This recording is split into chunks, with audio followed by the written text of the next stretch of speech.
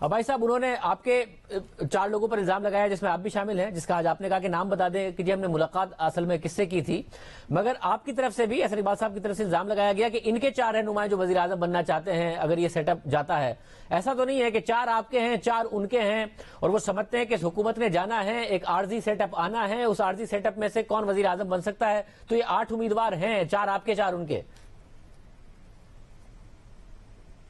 دیکھیں پہلی بات ہے، میں نے آج صبح بھی پوچھا تھا کہ فواد چودھری صاحب یہ بتائیں کہ ملاقات کی کس سے ہے؟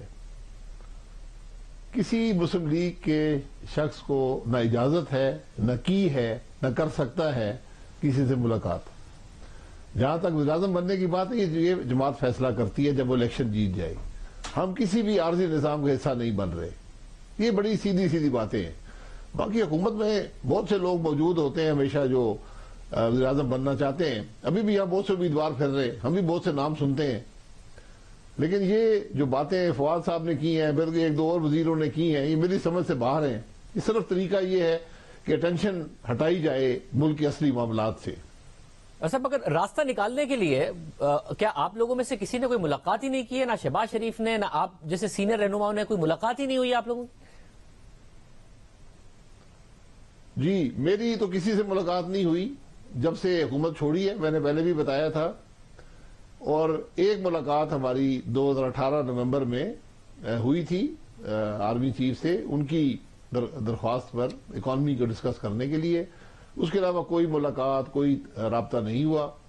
اور جہاں تک دیگر لوگوں کا تعلق ہے، میں کسی ایسی ملاقات سے آگاہ نہیں ہوں جو ماضی قریب میں ہوئی ہو، کیونکہ جماعت نے پچھلے سال فیصلہ کیا تھا کہ کوئی شخص بھی کوئی ایسی ملاقات نہیں کرے گا جو خفیہ رکھی جائے۔ اگر ملاقات کرنی ہے کسی فورم پر تو بالکل ہو، لیکن وہ پبلک نالج میں ہو۔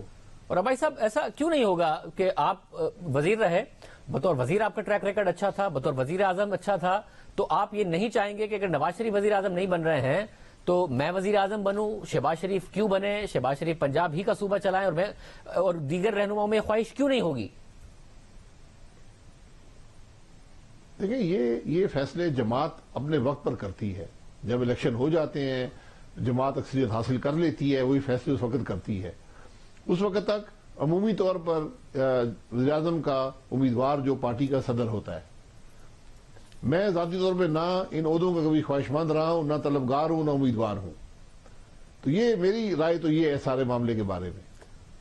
ویسا پھر یہ آج کی ڈیبیٹ کا حصہ نہیں ہے، آج یہ ایشو نہیں ہے۔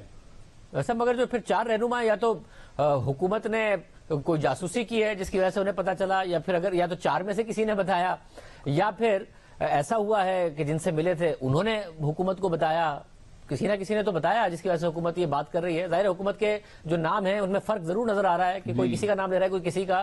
یہ پھر کہاں سے آ گئے نام؟ شدیر صاحب ایک جیم سے ایک اور چیز بھی ہوتی ہے جاسوسی کے علاوہ، جس کو جھوٹ کہتے ہیں۔ تو مجھے تو یہ بتا دیں کہ حکومت نے سچ کب بولا ہے؟ یہ تو ہوا سے ایک بات نکال کر چلا دی ہے کہ جو ملک میں عوام پریشان ہے، جو مہنگائی ہے، جو بدنظمی ہے، جو ملک میں تباہی ہے معیشت کی، اس سے ٹینشن ہٹائی جائے۔ یہ کوئی ڈیبیٹ کا ایشو نہیں ہے اس وقت، نہ ہی کوئی ملاقات ہوئی ہے۔ اگر میں نے تو یہ پوچھا ہے کہ ملاقات کس سے ہوئی ہے، یہ بتا دیں تاکہ اس کے بعد یہ معاملہ آگے چلے۔ وہ بتانے سے بھی قاصر ہیں۔ تو یہیں سے جھوٹ کی ابتدا آپ کو نظر آ جاتی ہے۔ یہ ایک وزیر کچھ کہہ رہا ہے، بشیر کچھ کہہ رہے ہیں، باتیں کچھ کر رہے ہیں، اور پریس کانفرنسز کر کے کر رہے ہیں۔ جب پریس کانفرنس حکومت کا وزیر کرتا ہے، وہ اپنی کابینہ کی نمائندگی کر رہا ہوتا ہے۔ تو عجیب سے حالات ہیں اس ملک کے۔ ویسے اگر جو ایاز صادق صاحب سابق وزیر اعظم نواز شریف صاحب سے ملے تو کیا وہ کم از کم کوئی پروپوزل لے کے گئے تھے کہ ایک عبوری سیٹ اپ آئے جس میں کون کون ہو سکتا ہے، کون نہیں ہو سکتا ہے؟ اور کیا ایسا ہوا کہ نواز شریف صاحب کو پسند بھی نہیں آیا، انہوں نے مسترد کیا اس کو؟ مجھے شادر صاحب یہ بتائیں کہ پروپوزل آپ کی اپنی جماعت کا آدمی لے کر جائے گا؟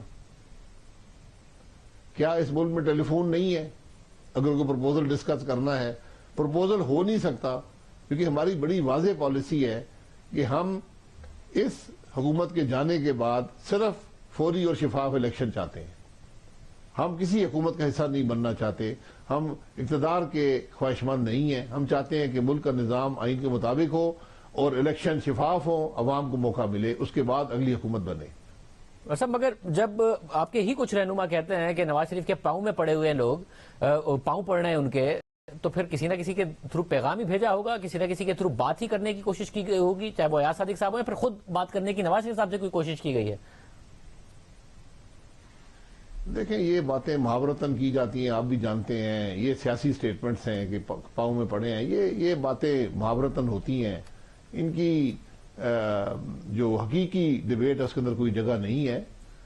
تو آج ملک کی ضرورت یہ ہے کہ ملک کا نظام آئین کے مطابق ہو اور پاکستان کے عوام کو پہلی دفعہ ایک شفاف الیکشن ملے جس میں ان کی رائے کا احترام ہو۔ تو بھائی صاحب وہ جو شفاف الیکشن ہے وہ کیسے ہوگا؟ جب تک کہ اگر آپ ان ہاؤس چینج کے لیے اگر جائیں گے تو وہ عبوری سیٹ اپ آئے گا، عبوری سیٹ اپ کا آپ حصہ نہیں بنیں گے، تو وہ پھر کیسے آپ سمجھیں گے کہ وہ ایک ٹرانزیشن ہوگی اور سموتھ ہوگی؟ کیا اس وقت کیا فریم ورک ہے؟ کیونکہ سڑکوں پر آ کے آپ حکومت گرا نہیں سکے ہیں، لگ تو نہیں رہا کہ ان ہاؤس بھی آپ کر سکتے ہیں، مگر دعویٰ جب کرتے ہیں، اور مریم نواز صاحبہ بھی آج کری تھی، کیا کریں گے؟ دیکھیں عبوری سیٹ اپ ہونا ضروری نہیں ہوتا۔ جب مسلم لیگ نون عبوری سیٹ اپ کا حصہ نہیں بنے گی تو عبوری سیٹ اپ نہیں بنے گا اور اسمبلی ڈیزالو ہو جائے گی۔ اس کے علاوہ حکومت جب اکثریت کھو بیٹھے پھر حکومت خود ہی ختم ہو جاتی ہے۔ میں آپ کو حقیقت سے بتاتا ہوں کہ آج ایک بڑی تعداد 22 افراد کو میں جانتا ہوں جو حکومتی بینچز پر ہیں، جو حکومت کے ساتھ نہیں رہنا چاہتے، وہ صرف انتظار کر رہے ہیں کہ یہ بیساکھیاں ہٹیں گی تو یہ سارا معاملہ ختم ہو جائے گا۔ تو بھائی صاحب پھر یہ جو تاثر ہے کہ کیونکہ منی بجٹ معیشت کے لیے لازمی تھا، آئی ایم ایف کا پروگرام معیشت کے لیے لازمی تھا، اس لیے وہ بیساکھیاں تھیں، تو آپ پھر ثابت کر کے دکھا دیں کہ وہ بیساکھیاں نہیں ہیں۔ کوئی کیوں بچانا چاہے گا اس حکومت کو جو بقول آپ کے کہ بڑی انپاپولر حکومت ہے اور لانے والے بھی بیزار ہیں؟ جی وہ بالکل وہ پتہ چل جائے گا۔ وہ خاص جو وہاں سے نالا ہیں جو پی ٹی آئی کی ٹکٹ پر الیکشن نہیں لڑنا چاہتے، جو سمجھتے ہیں کہ ان کی سیاست ختم ہو جائے گی، عوام ان کو حلقے میں کوئی بزرائی نہیں ملے گی، تو خود سمجھ جائیں گے کب بیساکھیاں ہٹی ہیں۔ اور آج ضرورت ہے ملک کی کہ بیساکھیاں ہٹیں اور ملک کے عوام کو شفاف الیکشن ملے۔ تو میں حقیقت سے کہتا ہوں ایک دن بھی حکومت نہیں رہ سکتی۔ تو صاحب یہ ہوگا اس طرح کہ وہ آپ کو بتائیں گے کہ بیساکھیاں ہٹ گئی ہیں، پھر آپ لوگ نو کانفیڈنس لے کے آئیں گے، پھر حکومت کو گرائیں گے، تو یہ اس سیکوینس میں چلے گا سارا کام؟ نہیں یہ بتانے کی ضرورت نہیں ہوتی، ہم سیاستدان ہیں، ہمیں بھی نظر آتا ہے، ان کو بھی نظر آتا ہے۔ اور جیسے میں نے پہلے کہا کہ اگر 22 لوگ ہٹتے ہیں حکومت سے تو وہ اکثریت کھو بیٹھتی ہے، تو بات وہیں پہ ختم ہو جاتی ہے، پھر آپ کو شاید عدم اعتماد کی ضرورت بھی نہ پڑے، اس کے عمل سے گزرنے کی ضرورت نہ ہو۔ تو پھر ایز آف ناؤ آپ کا یہی پلان ہے کہ 27 فروری کو پیپلز پارٹی کر رہی ہے لانگ مارچ، اور مارچ کے مہینے میں آپ کریں گے لانگ مارچ، اس سے پہلے کوئی پلان نہیں ہے اپوزیشن کا؟ نہیں پلان تو بالکل موجود ہے، عدم اعتماد ہی پارلیمان کے اندر طریقہ ہوتا ہے۔ ہم تو انتظار کر رہے ہیں کہ اس ملک کا نظام کچھ آئین کے مطابق چلے، یہ غیر آئینی مداخلت ختم ہو اور اس حکومت جو ایک عوام کی نمائندہ حکومت نہیں ہے یہ ختم ہو۔ اور میں حقیقت سے کہتا ہوں نہ اتحادی چلنا چاہتے ہیں ساتھ، نہ بہت سے ممبران چلنا چاہتے ہیں، یہ حکومت خود اپنے وزن سے گر جائے گی۔ بہت شکریہ شاہد خان عباسی صاحب کی گفتگو آپ نے سنی۔ حکومت کا کیا موقف ہے، حکومت سے پوچھیں گے۔